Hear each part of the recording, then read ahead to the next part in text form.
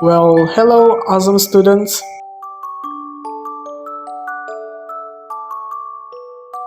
Today's learning is verb and auxiliary. So, what is verb?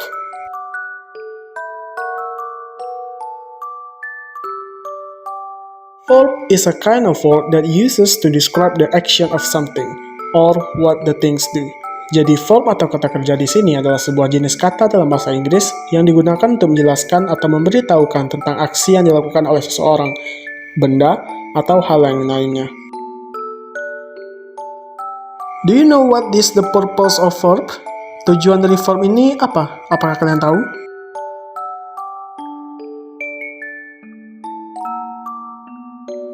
Yes, to show the sign of action, an occurrence, or a state of being, whether mental, physical, or mechanical.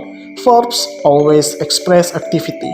Jadi tujuan adanya verb ini adalah sebagai penanda atas apa yang subjek lakukan berdasarkan kata kerja tersebut. Ada 3 jenis verb. Verb 1, verb 2, and verb 3. What is the difference between them?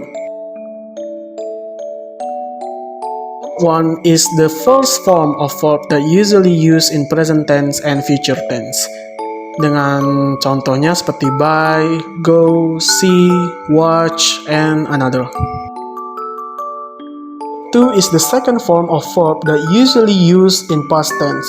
For example, both seperti bentuk kedua dari buy, saw seperti bentuk kedua dari see, watch seperti bentuk kedua dari watch, played bentuk kedua dari play.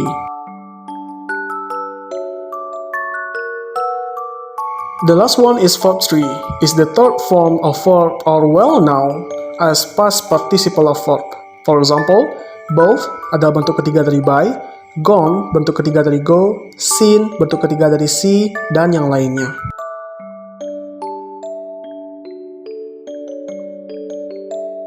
Ada fakta menarik mengenai regular verb and irregular verb.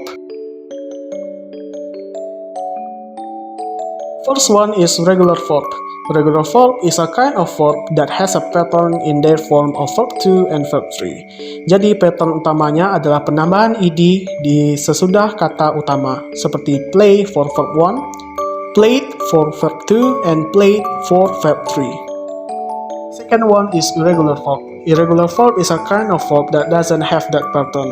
For example, see for verb 1, saw verb 2, and seen verb 3. Jadi mau tidak mau kita harus terbiasa dengan irregular verb karena tidak ada formula utama mengenai irregular verb. Next is about auxiliary verb.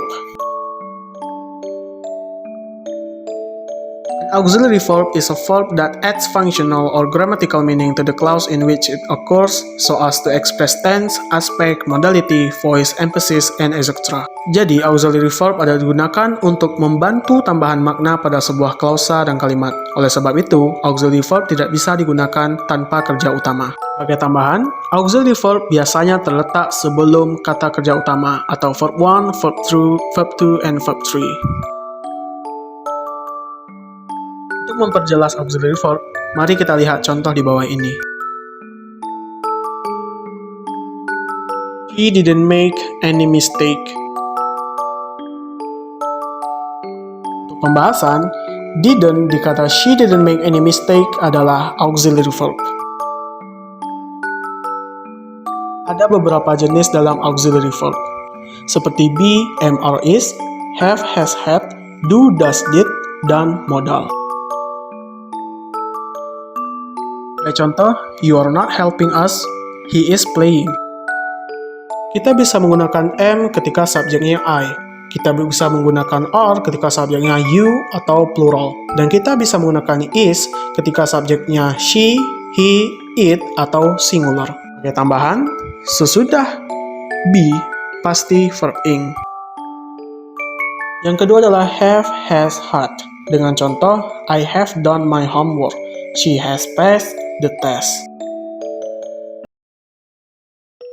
Kita bisa menggunakan have ketika subjeknya I dan you. Kita bisa menggunakan has ketika subjeknya she, he, it. Dan kita bisa menggunakan had ketika itu adalah past tense.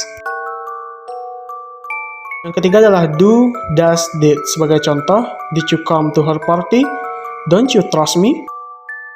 Ketentuannya, do menggunakan subjek I, they, we, and you, sedangkan does dipakai untuk subjek he, she, dan it, sedangkan did dipakai untuk past tense. Lalu, apa itu modal? Modal adalah salah satu macam auxiliary verb yang digunakan untuk menunjukkan kemungkinan, kemampuan, larangan, izin, kebutuhan, dan lain sebagainya. Modal tidak pernah digunakan bersama dengan 3 macam auxiliary verb sebelumnya. Sebagai contoh, can, could, might, must, ought to, and etc. Yang penting yang harus dicatat adalah can and could berarti ability, possibility, permission, etc. Might, and must berarti formal permission, polite request, and polite suggestion. Mari kita lihat beberapa contoh mengenai modal. Contoh, I can help you with that next week. When I was a child, I could climb trees. Dan modal di sini adalah can dan could. Contoh yang kedua, you may start your exam now. May I help you? Dari 2 contoh ini, yang menjadi modal adalah may.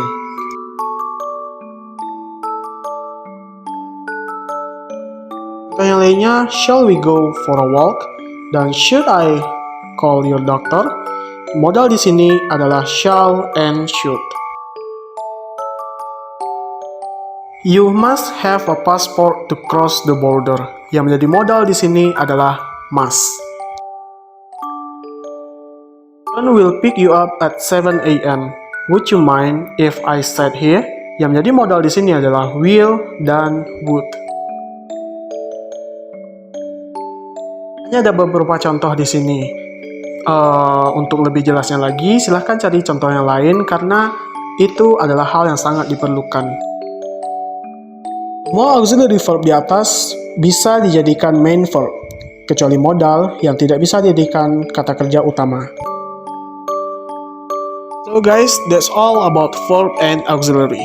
Thank you so much for your attention. See you next time and bye-bye.